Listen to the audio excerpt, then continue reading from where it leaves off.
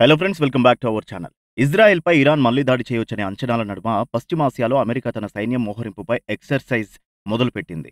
పశ్చిమాసియా ప్రాంతానికి యుద్ధ విమానాలతో కూడిన ఒక స్క్వాడ్రన్‌ను పంపుతామని పెంటగాన్ వెల్లడించింది. ఆ ప్రాంతంలో ఇప్పటికీ ఒక విమాన వాహక నౌకను మోహరించి ఉంచుతామని ప్రకటించింది. ఇరాన్ దాని మద్దతు కలిగిన మిలిటెంట్ సంస్థల నుంచి ఇజ్రాయెల్‌ను రక్షించేందుకు పశ్చిమాసియాలోని అమెరికా సైనిక స్థావరాల రక్షణ కోసం అమెరికా దళాలు సహాయం చేస్తాయని స్పష్టం చేసింది.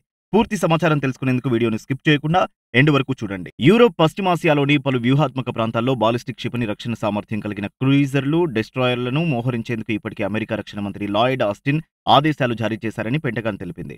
భూతలం నుంచి ప్రయోగించే సామర్థ్యం కలిగిన బాలిస్టిక్ క్షిపణి రక్షణ వ్యవస్థలను కూడా కొన్ని ప్రాంతాల్లో మోహరించే అవకాశం ఉందని పేర్కొంది. ఇందుకోసం పాట్రియాట్ భూతల రక్షణ వ్యవస్థను వాడుతారా, థాడ్ రక్షణ వ్యవస్థను వాడుతారా అనే దానిపై ఇంకా క్లారిటీ రాలేదు. ఈ రెండు భూతల రక్షణ వ్యవస్థల్లోనూ మొబైల్ లాంచింగ్ సిస్టమ్ల నుంచి ఇంటర్సెప్టర్ క్షిపణులను ప్రయోగించే వీలుంది. అతి త్వరలోనే యుద్ధ విమానాల స్క్వాడ్రన్ను పశ్చిమాసియాకు పంపుతామన్న పెంటగాన్ వాటిని ఎక్కడ మోహరించనున్నారనే విషయాన్ని మాత్రం వెల్లడించలేదు.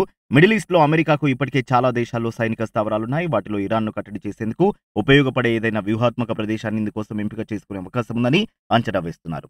గత కొన్ని నెలలుగా మిడిల్ ఈస్ట్ ప్రాంతంలోని గల్ఫ్ ఆఫ్ ఒమన్లో ఉన్న యుఎస్ఎస్ థియోడర్ రూజ్వెల్ట్ యుద్ధ నౌక త్వరలోనే అమెరికాకు తిరిగి వెళ్లిపోనుంది.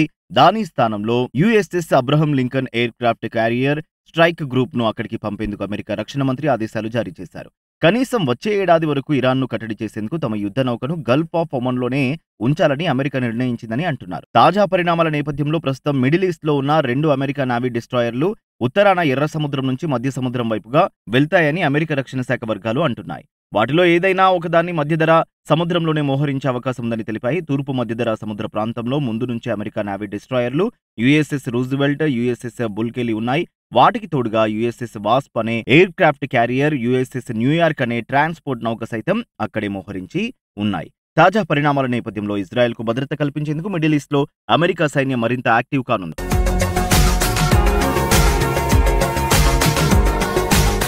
మరిన్ని అప్డేట్స్ కోసం మా ఛానల్ని సబ్స్క్రైబ్ చేయండి.